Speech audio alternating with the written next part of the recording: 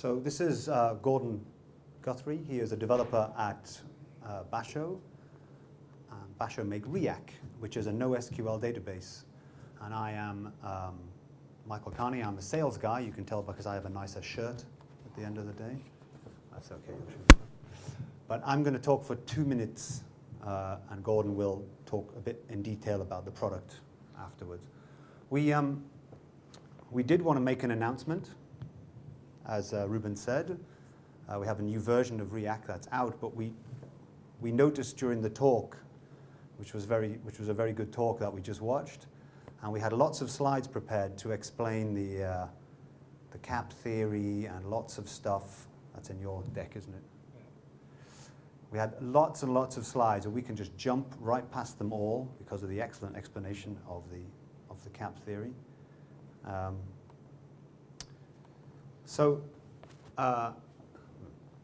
we go.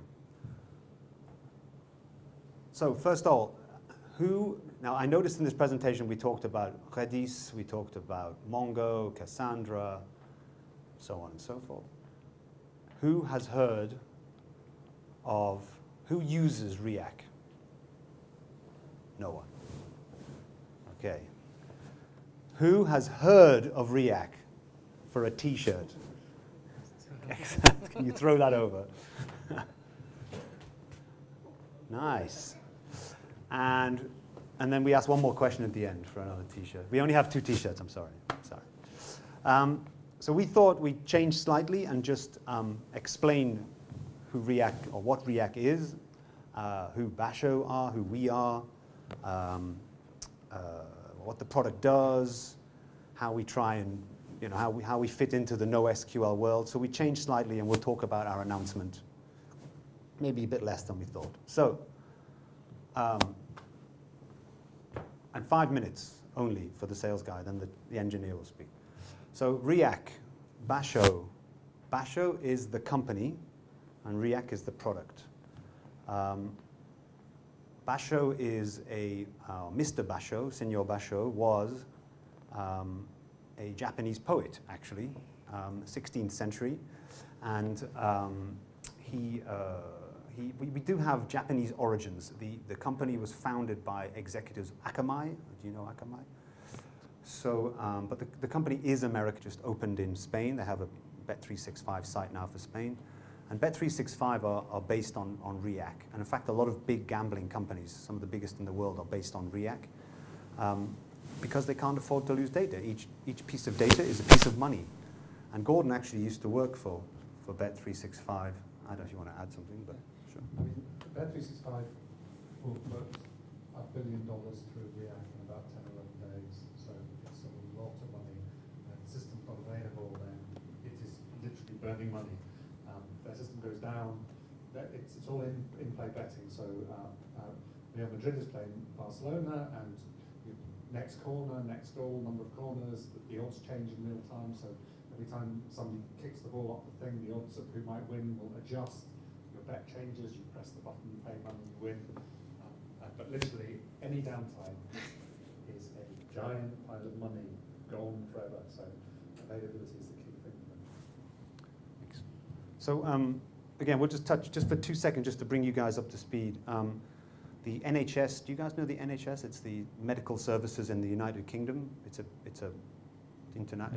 actually one of the biggest employers in the world, actually. It's the biggest employer in the United Kingdom. And I think it's the 4th biggest employer in the world, just after the Chinese army or something like that.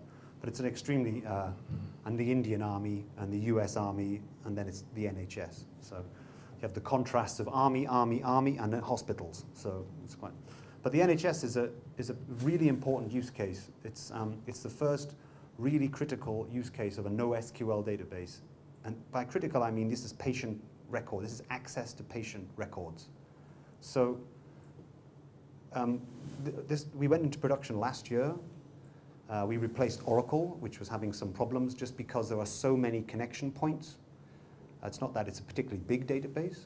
There's 80 million patient records in the database. It's not particularly big. But the particular issue was 25,000 connection points. 25,000, that's hospitals, doctors, applications, clinics, all connecting to this central database, which they call the spine, which is the I don't know how to say it in Spanish, but the colonne vertébrale in French, the center of your back, basically. So the main application. And since we went live, there has been 0 downtime and 0 data loss. Now, when you're talking about a NoSQL database, and there could be any of them, they don't tend to get used in critical places. We talk about Twitter and Facebook and you like someone's photo on Facebook.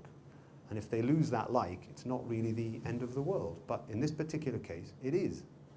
And so this is what Riak gets used for, particularly critical use cases. And we have some mechanisms which Gordon will walk through with you, which explain how, and why we do that. I put in some other examples. The weather company is, if you have an iPhone, you look at the weather, that's the weather company. They have basically, I keep losing this piece of information on the page, but they have 2.8 billion collection points around the world feeding into the database, and that database is Riak. So they add 20 terabytes per day into the database, so that's quite a big database. So let's look at what we're good at before we tell you why we're good at it. Linear scalability, this is something that's common to the Dynamo model that was explained excellently, thank you. So linear scalability, low latency, extremely high availability, and we'll show you some of the things on the Cap theory of why. And particularly at the bottom, critical data management. We offer functionality that offers strong consistency, which is not something you hear often for a NoSQL database. So that's quite an important feature. The enterprise version has multi-data center replication, and that's a commercial feature that we add on top. The Riak, just to repeat, is Apache licensed and open source. Okay. There's a Riak CS product that just been baptized yesterday, which is the announcement Ruben is referring to, and we'll talk about that in a second. So it's now called Riak S2, but it's for large data storage, large object storage. So, and again, Gordon will touch on this in the explanation, but if the value we're storing is bigger than, say, 3 megabytes, it becomes hard to balance the cluster constantly. So we have an extra layer, which is called Riak CS, now called Riak S2, which balances, works better for larger objects, but it's just an additional layer on top. So what did we announce yesterday? So we have a new version, the Riak version 3, if you like, and it's called the BASHO data platform. And BASHO, again, the company, the data platform. And so it's an integration of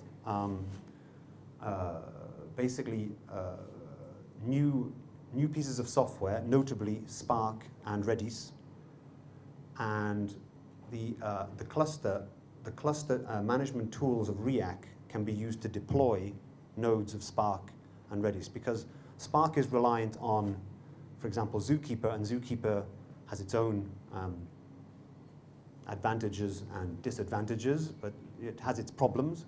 Whereas the service managers of Riak tend to be, they're built in a language called Erlang, which is a telco language, if you guys have never heard of it, which is responsible in part for its ultra-high availability, and Gordon also happens to be an expert in Erlang.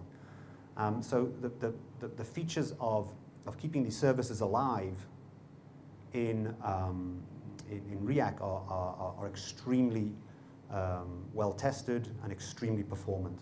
And so you don't need to use Zookeeper to run your Spark clusters. You can spin up Spark nodes from within the Riak Service Manager. And this also applies to Redis, if you want to use Redis as a cache in front of Riak, which a lot of our customers do, actually. Notably, Uber is one of our customers that do exactly that. So the platform looks a little bit like this. So Gordon and I, we were told there was going to be a big announcement. Gordon and I prepared a couple of slides to talk about it. And then, as is always common in open source companies, the software got delayed by 3 weeks. So we have the slides, but the software will take 3 more weeks to deliver. So we can't, unfortunately, demonstrate anything particularly important to you. But this is how the structure of the application will work. For example, spinning up Redis or Spark nodes. and we can touch a little bit on why. What we wanted to really do today was talk, since you guys don't really know Riak in the Spanish market yet, we want to talk about some of the things that exist in the product today and some of the things that make it very useful to our customers in these use cases, these critical data use cases. This is another additional potted history of NoSQL. This is where some of the terms came from, this is where some of the products were released. Amazon didn't really release. The last speaker talked about the LinkedIn architecture. This is Voldemort. So this is the order which the products appeared, and the term NoSQL was actually invented. Actually, one of the last ones was Amazon's DynamoDB, which is based on the Dynamo paper, but it was one of the last products to appear in the market. And these are a cool little couple of slides, and this is our speciality. At small scale, things work. 1 server, 2 servers, things just work. We deal with large scale, and at large scale, things will break. If you have 50 machines in your cluster, you can guarantee some piece of it is not working. A machine, a network cable, a router, something is not working. And that's what Riak specializes in doing, making your data available at that time. That was my 5-minute introduction. Gordon was now planning on covering some of the elements of how we managed to be highly available in detail. I don't know. You speak Spanish.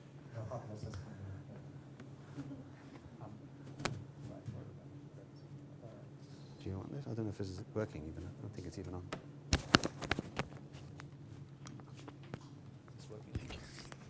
Yes. Oh, okay, sorry. Thank you. Excuse me.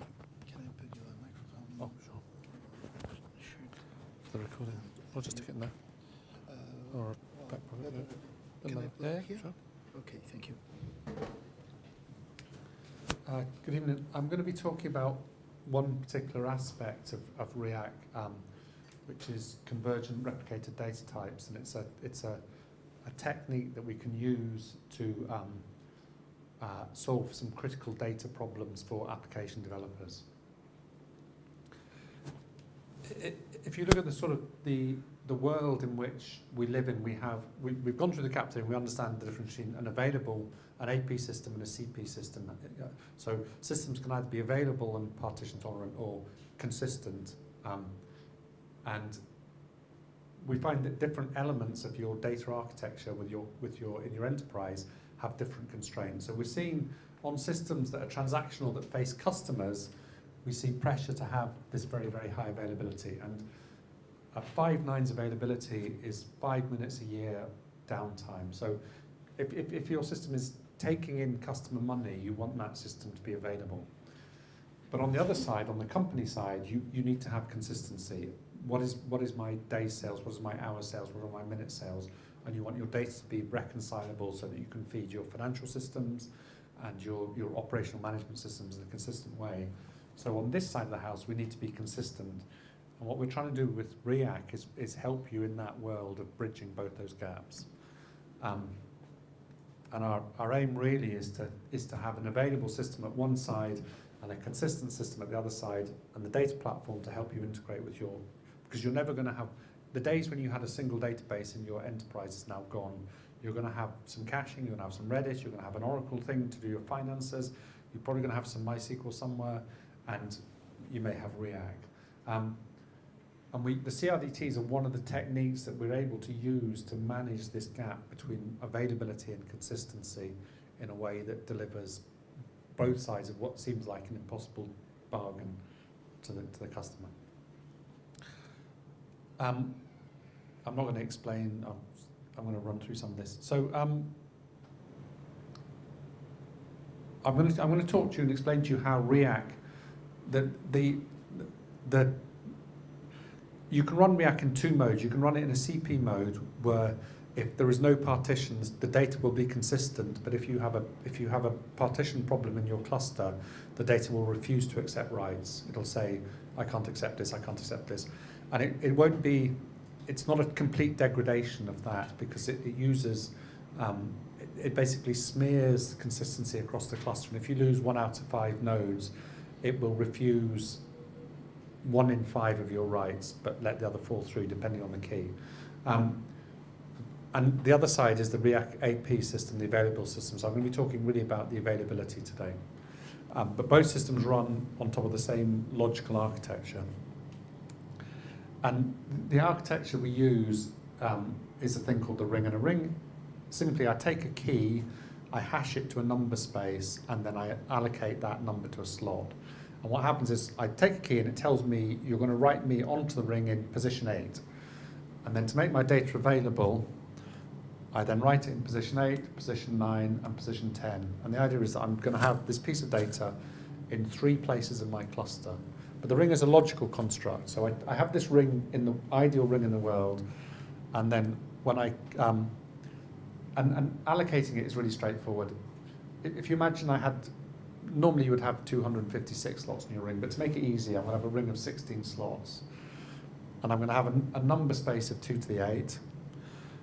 And what I then have is each slot corresponds to a numerical range, 0 to 15, 16 to 31.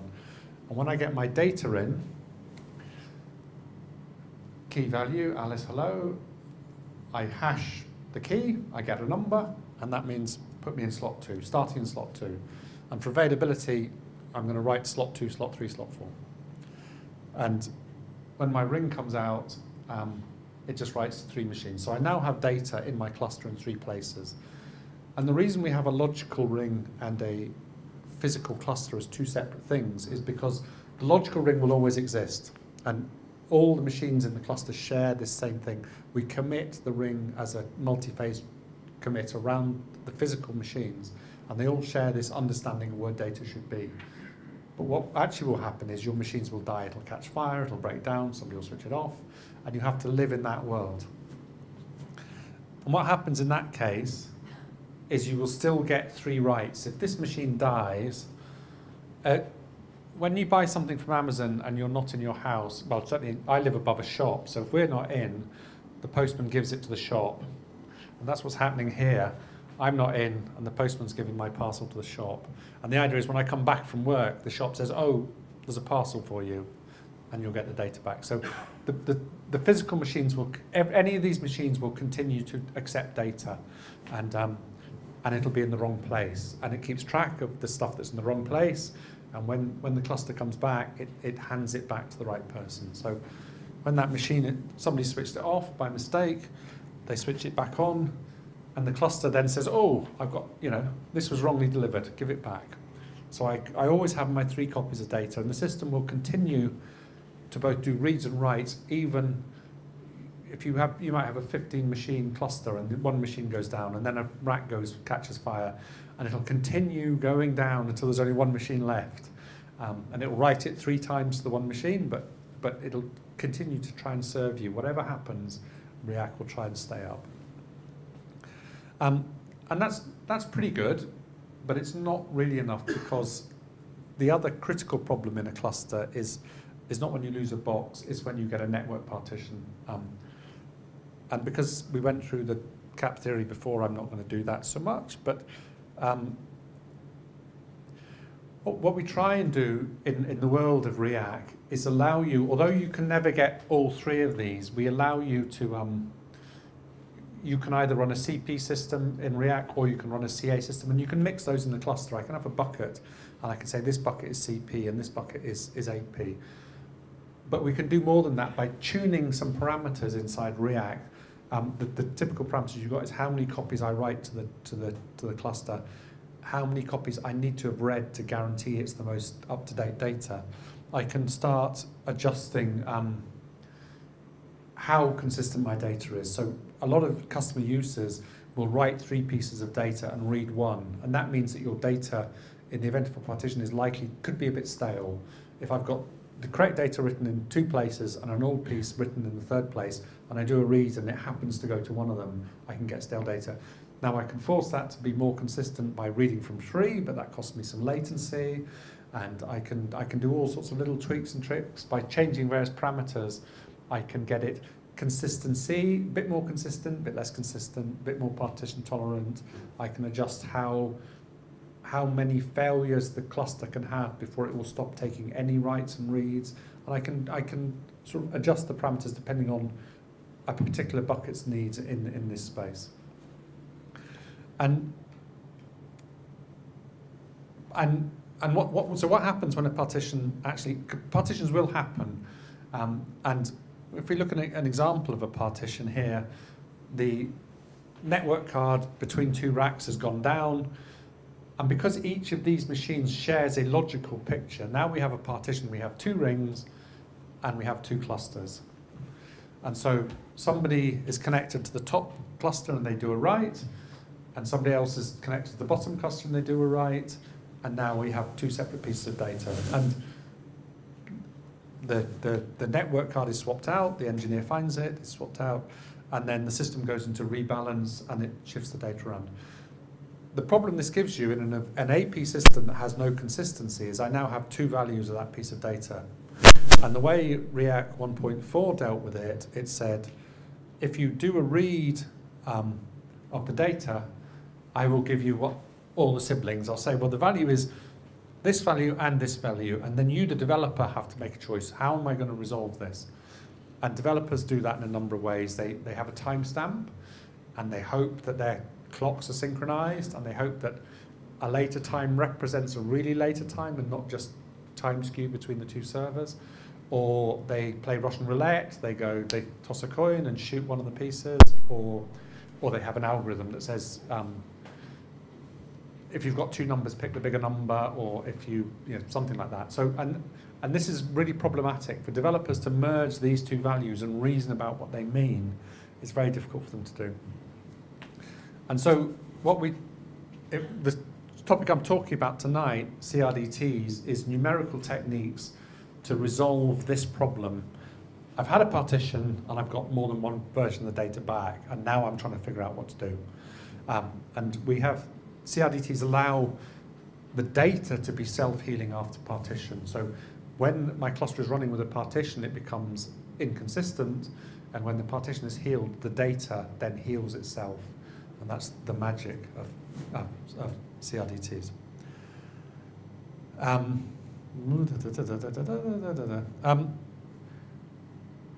One of the reasons we use CRDTs, that the technology was developed in a European Union funded academic program, and the rationale behind it was Google looked at the issue of resolving siblings, and they came to some pretty brutal conclusions. They said, essentially,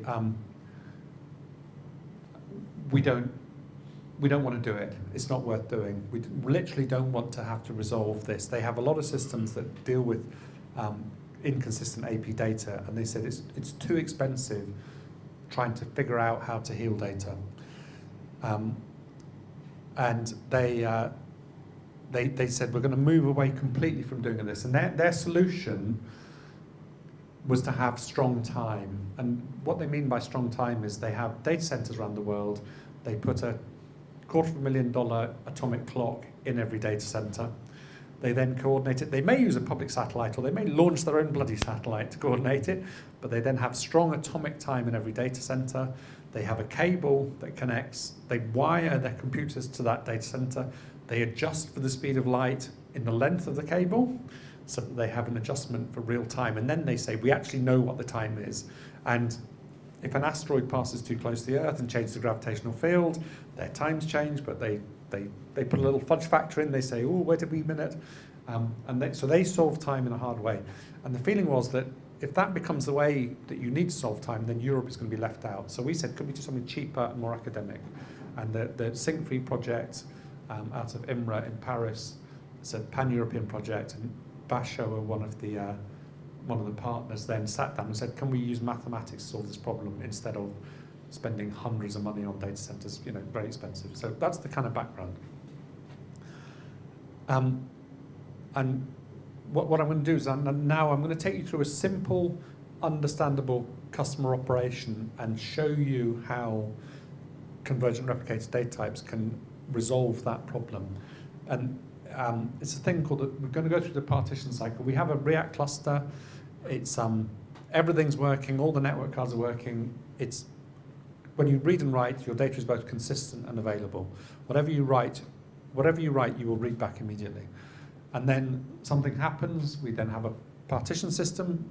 So Riak is AP, it's available and partitioned, and now our data potentially could be inconsistent.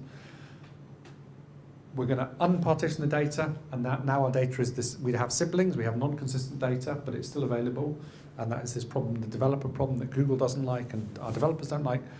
And then in the end, we then use CRDTs to resolve it, to bring it back to consistent available.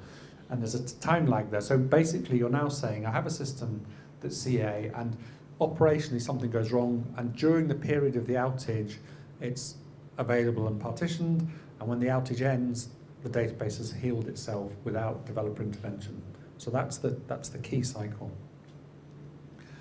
And I'm not going to speak in great detail about CRDTs, but there is a link in the presentation, and that will be circulated later, so you can read up on it.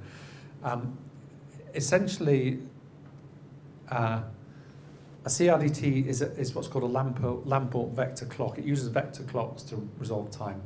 And a vector clock is, the clocks are very simple. They're a name and a number which increases only. So it's like time. Time only moves in one direction. So you'll see clocks later. I've written a clock down, A1, another clock, B1, and A2 is after A1 and B2 is after B1, and we can use these clocks to resolve who thought what was happening at a particular point in time. And if we do that, it then allows us to reason about the order in which actions happen, and that allows us to do it. That allows us to resolve these issues. So the time side of it is obvious. It's a number, and every time you write, you increment the number, 1, 2, 3, 4, 5. The actor side is slightly more problematic. What is an actor in a distributed system? And when we first started doing this, we let customers write their own actors and do stuff. And you can either have a server-side actor inside your React database, which is what we have now, or in the first attempts to use it, people would write client-side actors. And there was some problems with client-side actors because essentially you need a clock for everyone who can write data. So it might be all Alice's devices and then all Bob's devices, and then Alice gets a new machine, and you're sharing data with a friend and they write the data, and then their machine's clock comes in and the size of the clock gets very big, and you get the problem of actor explosion is that you basically have a clock for every actor, and you start off with a discrete little clock, and then your clock gradually acquires more and more, and in the end you have a giant clock, and you have a very small piece of data, true or false, but the clock is a megabyte of data saying, understanding the causal history of that. So you kind of have to try and avoid actor explosion and get away from these giant clocks. So what we now do is we build into Riak an actor model, which is then transparent to the developer. The developer doesn't actually know who the actors are. And so the example I'm going to take through the partition cycle has two actions. The first action is putting something in a shopping cart when you're going to buy something online. And the second action is empty everything out of the shopping cart. And these are everyone's done this, empty my cart, add an item to it. And the reason we've chosen these two actions is because they have, mathematically they don't compute. They don't commute. If I add an item and then clear a cart, I get one result. If I clear a cart and then add an item, I get a different result. So the order in which they happen matters, and we have to then understand the time sequence of these activities to be able to reconcile them. And the vector clock allows us to do that. So if we imagine we have the partition cycle, the first thing we're going to do, the system's running, somebody puts something in the shopping cart, great. And then whilst they're browsing, there's a network outage in the data center, and then there's a clearance of that, a clearance action on that shopping cart. So what state is the system in? And when we then, after partition, we do a read, and we look at the vector clocks, and we say, what can we tell? We now have two pieces of data, so we have two vector clocks, and we have to try and figure out what the sequence is. So in this case, the actor has set a time, and that's fine. And in this case, when the data was written, there's no mention of that actor. So what we now know is that this clearance operation took place on the other side of the partition from that operation. And when we look at our 2 clocks here, we say, well, the add item didn't know about the clear item, and the clear item didn't know about the add item. So what you're saying is, on this side of the house, something was added to an empty shopping cart, and on this side of the house, a shopping cart that had nothing in it was cleared. And when you do that resolution of the clocks, you then say, well, the expectation then is something was put in the shopping cart, and the resolution of that problem is that the item is in the cart. It's a bit of a contrived example, but that's what you do. If we do the same thing again, we have a write and a read, and this time, a write and a clear, and this time when we read it, we now, our clocks are different. We have a clock that says, I knew nothing about the other actor's world when I was written, and this clock says, when I did my clearing action, I knew that that had been written. So this then tells us that both of these actions took place on the same side of the partition, and the clearing action was done in the knowledge that there was something in the cart. And so the resolution of this one then says, oh, you cleared a cart knowing something was in it, therefore the expectation is that that cart should be empty. So there you've resolved the 2 cases across the partition. Now, it's a bit of a trivial example, and the actual how you do it, if you tried to program that, it wouldn't work. That's not a real CRDT, right? It's just a sort of hand-waving one. But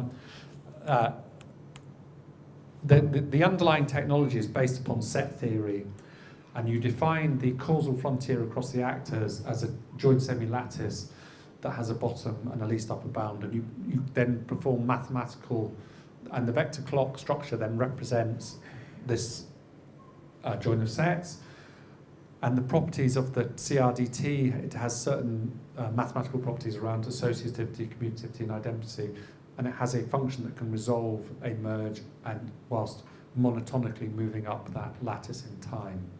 So the implementation is not particularly easy, but the good thing is that the operation of the clock takes place inside the database, so that the developer, the software developer, doesn't need to worry about the clock.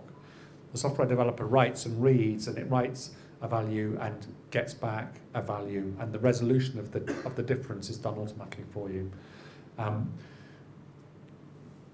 But what you find is when you actually use these data models, and I'll run through some data types in a minute, the sort of systems that you can build don't have the same properties as if you built it in a SQL-based transactional system. And some of the classic one is, if I build a banking system, I can enforce a no overdraft limit. I can say that my bank balance must never be below 0, and I can put money in, I can take money out under a constraint that if I try and take money out and it isn't there, my bank will say no. In a CRDT system, I can get very drunk one night and go and take some money out of the cash machine here, and then lose it, and then there's a partition. I go over here and I take the same amount of money out, and then the next day the partition is healed, and I've taken out the same sum twice, and my bank account's gone overdrawn. It cannot guarantee, the system written with CRDTs cannot make the same guarantees as a transactional access system. So it's not as easy as saying, oh, you put a vector clock on and your system suddenly becomes AP. You do have to go through a design process to change applications. And as I say, this is of course a complete lie. I have given you a link, and this link is to a page that has a series of links, and each link is to a paper which has a series of references, and you start crying after you get to this one, and it gets worse. So there is a lot of information, but you shouldn't have to, as a user, a developer, you need to understand the implications, but not necessarily the maths. And we are inside Riak at the moment. In the current version, we have 5 different types, and we're extensively working on new data types for version 4, I suppose it will be, which sometime next year. And I'm just going to run through the types to explain what they are. Yeah. The first type is a flag, and it's the equivalent of a Boolean. It can either be true or false, enable, disabled, and it has 2 operations, enable it or disable it, and it will consistently manage that. So if you have a checkbox in your application, you can store that data in a flag CRDT. The second one is a register, which is just stores a binary, a named binary. So this is equivalent to having a field in a SQL database. You can store a new value, and that a lot of people, that can be a string, or it can actually be a serialized form like a JSON. So you can store documents and say, give me the latest version of the document, and it will reason about, of all the documents that have been written, which is the most recent one, and return you the most recent document. The third one is a counter, which is used for numbers, and it can be go up or down, and it starts at 0, and use that in, particularly, it was initially developed for Rovio, the people that make Angry Birds, for counting scores on leaderboards in online games where you've got 1 million people playing World of Warcraft, and what's my score and what's your score, and that has to be highly available and distributed, and the counters do that. And the other one is sets, which is just a section of binaries, and you can, so this is the classic thing you'd use for a shopping cart. A shopping cart is a set of binaries, which is an identifier of what you want to purchase, and you can add and remove things, and it'll work correctly on, reason correctly on those. And the fifth one is slightly different because it's actually a map is a compositional CRDT into which you can put CRDTs. So you use this to build a data structure. So you may say, I've got a map that has 3 counters, 3 flags, which is,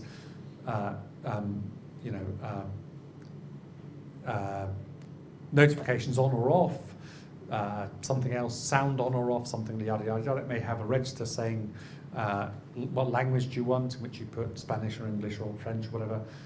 It may have a counter, what's my latest score. It may have a map, which you can then put other things in for structured data.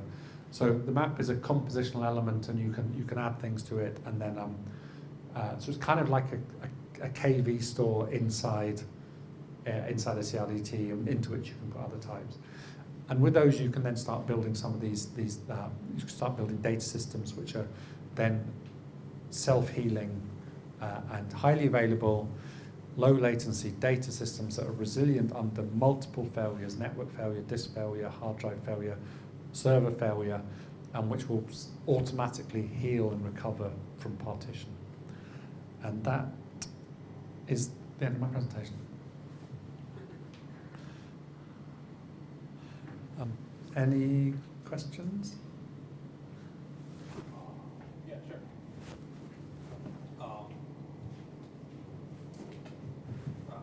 How do you make Riak to recover in case of data center partition in the enterprise version? Of data center partition? Yeah.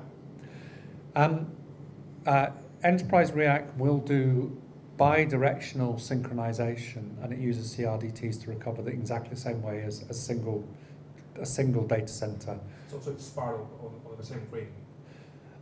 No, the 2 data centers have their own ring, and they connect point to point, and they reason about the timing of events based on vector clocks. So they have a vector clock that sits on top of that, and they will both. If you have 2 data centers replicating, you can typically, in enterprise deployments, people typically have one Riak cluster which is operational, replicating to a second one for emergency in a different data center, and they will then do maybe a web farm flip if something went on fire. You can actually run it in bi-directional and receive. You can build Riak clusters where you, if you have customers, say you had customers in Spain and Argentina, you could have a cluster in both, and you could direct your Argentinian customers to write to the Argentinian one and replicate to Spain, and the Spanish customers to write to Spain and replicate to. So you can do different things, but the resolution of partition is exactly the same way. Measure of write and read performance, especially in CA or NAP? Oh God, that's a good question.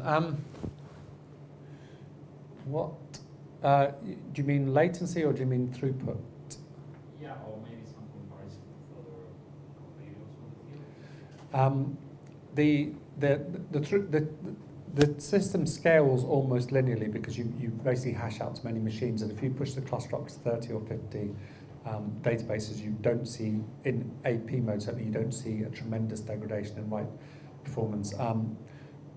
If you give me your address, I can find you some figures. I don't have them on the tip of my fingers. No, don't worry. But You have some notions of it. yeah, I mean, I think they were looking at latencies in the region of 100 milliseconds. That's how I was working. They're trying to keep read-write latencies quite low. It can depend upon the size of the data object you've got and the resolution of it. So, but I think the intent, I could be wrong about that, but it's pretty fast. I was just going to add, it's probably a better one for you, but I was just going to add that you look at concrete examples of use cases, like the Bet365 example we gave you. That used to be on a relational database, and I can't tell you the name because we're being filmed, but the camera's off, I'll tell you.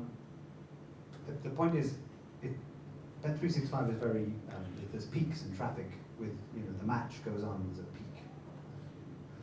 That's how it works. People put bets on during the football games, and particularly in the UK market on Saturday afternoon, that's a very big peak.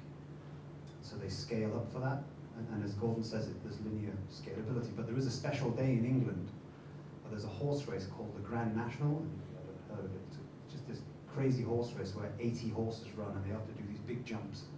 And everybody in the United Kingdom bets money. My grandmother bets money on this race. And the traffic there's normal traffic, and then there's a peak for Saturday for football, but there's a peak for the Grand National that goes through the roof here. And that's how you judge the scalability issue. They just add nodes, it scales, it covers. And so we waited, it was the race was 1 month ago in England. And so all on Monday we were waiting to see if there was a problem, and we got this thumb came in from Bet365 for Saturday. It worked. They were able to take bets. And so it's more about they were able to maintain performance, and that's the point. The system was responding, and they were able to take bets, take money. That's what they want to do. So it does scale linearly, but do you mean like a benchmark compared to? I know Couchbase was showing a benchmark. I saw that in France yesterday. I mean, benchmarks are usually super biased, so I can tell you mine's the fastest. I'm a sales guy. Trust me. Trust me. I do. But it's difficult to say, but we're a highly performant database because you can add nodes. You can just add more machines and it will scale. Fair enough. Thank you. Congratulations. Any more questions? So we got what? How One flexible t-shirt, is 2 that? questions. How flexible is that?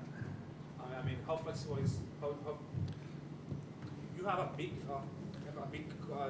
quantity of data in your ring, and you want to add like say a couple of nodes there. I guess that the data needs to rebalance across the ring, right? Yeah. How fast is that? I'm not going to tell you that it's super fast.